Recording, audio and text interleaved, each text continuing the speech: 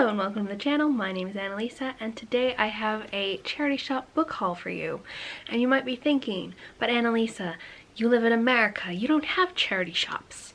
And I thought we didn't. We definitely have a lot less than in the UK, and we don't call them shops because we don't call stores shops. So a couple of things that are very much like UK charity shops, and one of those is Goodwill, which most people know about, and that's where most people take their used home goods that they don't want to throw away.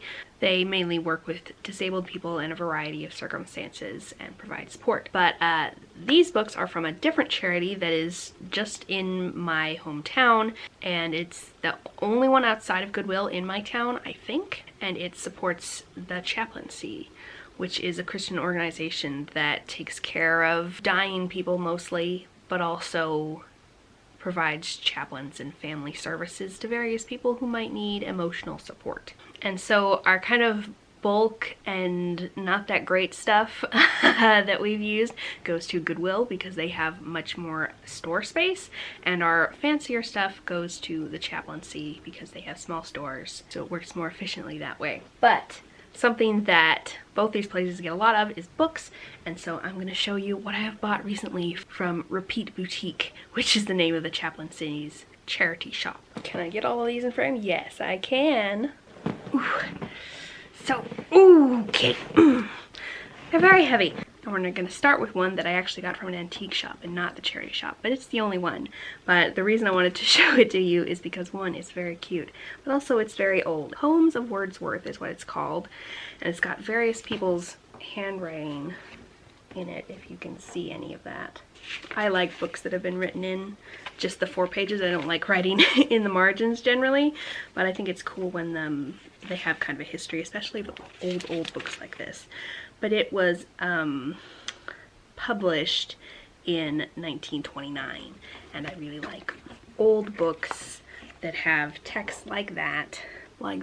It's really cool. So just wanted to show you that before I get into the rest. So there are 2 different locations for this shop, and we shop at both of them because we really like this shop. It's got cheap stuff and relatively good stuff.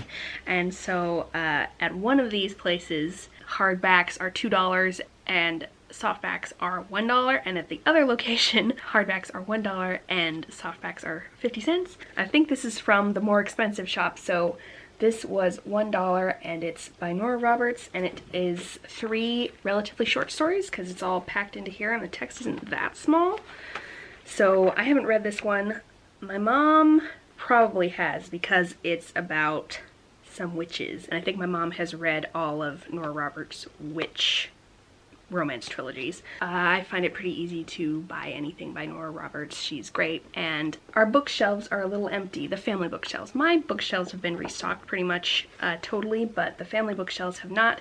And so my mom used to own a lot of Nora Roberts books, so I'm just kind of restocking for her whenever I see one of these. This says it includes 3 of her favorite Irish stories, Spellbound Ever After and In Dreams, and it's called A Little Magic.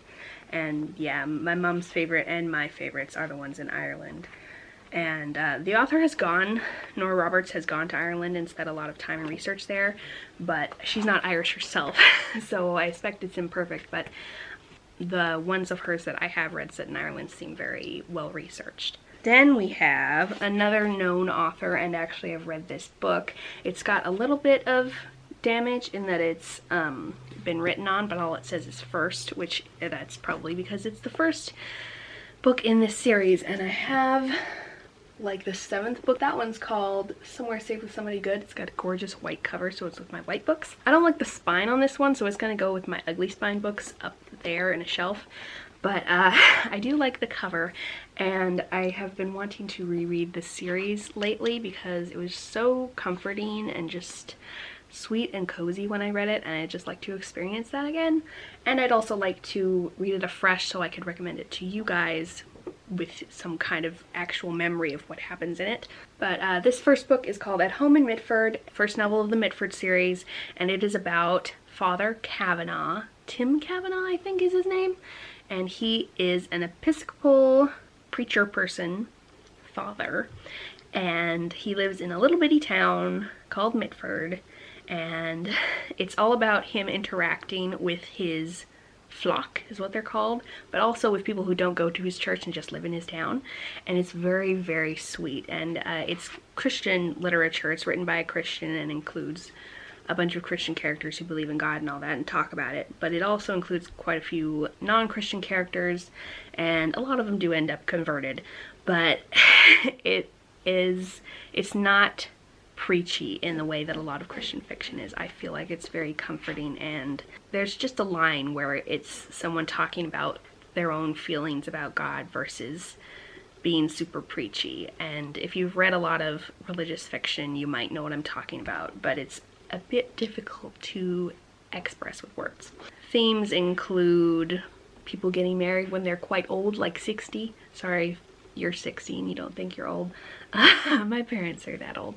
But it also includes adoption and recovery from addiction and all sorts of love of all kinds. There's a lot of love going around in this little town. It's very sweet. Then we have this one, which I first saw at the expensive store for $2, and I was like, I don't want that for $2. Then I saw it at the other location for $1. I was like, I'll take it for $1. And so this is W.A.R.P, or W-A-R-P, with little screws for periods, and the subtitle is The Reluctant Assassin by Eoin Colfer. That. And it says it's book 1, so that's nice. And the description, which is somewhere in here, says that there is time travel, and there's an orphan who accidentally gets sucked into time travel, and then somebody wants him to kill somebody, and then he doesn't want to, and then the killer chases him and the person he doesn't want to kill into this other time, and it's all very dramatic, but it's got fairly young looking stars, and so that sounds really fun. And I don't read very much science fiction. I would like to read more, so this might be a good series to try out. And what's this?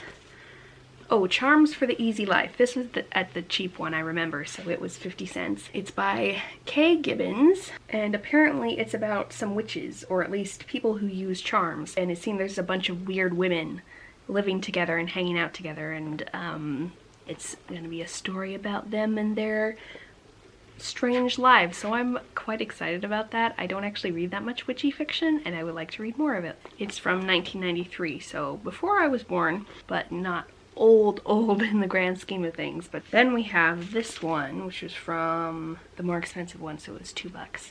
But you know, this is gorgeous. It has its dust jacket fully intact, and it's got this see-through cutout thing. Oh, hello!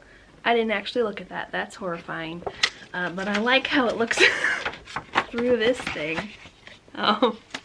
So it is Hiddensee by Gregory Maguire, and he apparently wrote Wicked and also Mirror Mirror and After Alice and Ugly Stepsister, and so he's somebody who writes a lot of fairy tale retellings and classics retellings, and it says that this is a tale of the once and future Nutcracker, which sounds really cool. I guess that's why that face is there, but still horrifying. And it's got these quiggly wiggly edges, which I like, and I really like retellings, so I'm really excited to read that. The Nutcracker is one of those stories that really needs a little something extra, because just the ballet has basically no plot, and so I really like retellings of the Nutcracker because it's a really interesting concept, so when it actually has a plot, really fun things happen. Then we have J.D. Robb, which of course is always a must-buy if I happen to see a super cheap hardcover or a super cheap softcover that we don't have. We have 30 of the softcovers so far. Would like to get the next 20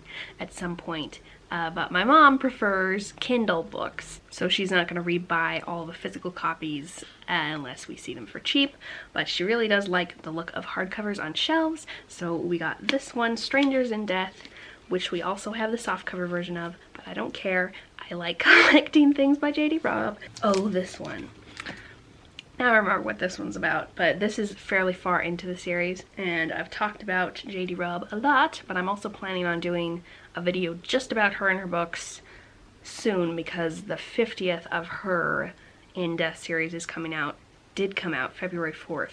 We haven't bought it yet, but we are going to quite soon, and I'm going to do a whole video about J.D. Robb's books once I've read that one. Then we have You'll Get Through This by Max Lucado. Subtitle is Hope and Help for Your Turbulent Times, and Max Lucado is one of my favorite authors. I have 6 of his children's books up there. They tend to be gorgeously illustrated and have really sweet Christian stories. The things that he has written really meant a lot to me as a child, and so I'm more likely to pick up anything by him. The imagery of the cover of the little plant breaking through the concrete, and the You'll Get Through This title, rather than some other Christian ways of encouraging people in tough times that aren't actually very encouraging, sounds like it'll be good, and I trust him as an author to not be preachy and to have something decent to say on the topic. Then we have a set of 3 that were all in a row in the fancier shop, so they were $2, and that is some classics. The first one is The Return of Sherlock Holmes. It has a really pretty spine. This is what drew me to them, because they were all lined up with their beautiful spines. So I'm pretty sure The Return of Sherlock Holmes is the one that comes after the Reichenbach Fall, where Arthur Conan Doyle planned to end the series with Sherlock's death, but then all the fans were like, you can't do that, mate. Much like what happened with Agent Coulson of the Marvel series. And so he wrote this. At least that's the lore that I think I know about this book. And so I have never actually read Sherlock.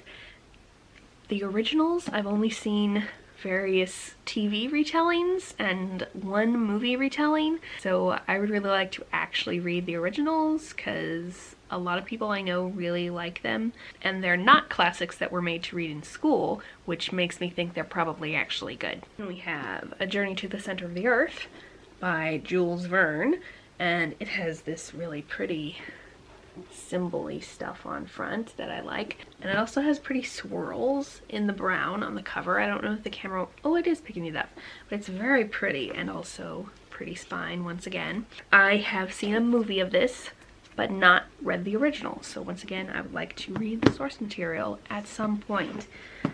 And then we have another gorgeous cover, The Three Musketeers.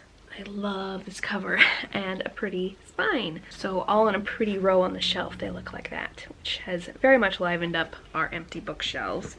But this one's by Alexandre Dumas. It's illustrated, and I have also seen movies of this, but never read the source material. So, you know, if other people think it's worth retelling, maybe I could do a retelling of one of these sometime. It might be fun. The most likely one for me to write would be the Musketeers, and it'd be a magical version, but you never know. Anything could happen. So those are 10 books that I got for $14.50 total. That's not as good as a library sale, but it's still pretty good, and they are in better condition than library books tend to be. So let me know which one you think I should read first. Let me know if you've read any of them. Do you have any authors that if you saw their book for cheap, you would snatch it up, no matter whether you owned a copy or not? And do you have any authors you would snatch up a full price book for, even if you didn't know anything else about it? Thank you so much for watching, and I'll see you in the next video. Bye!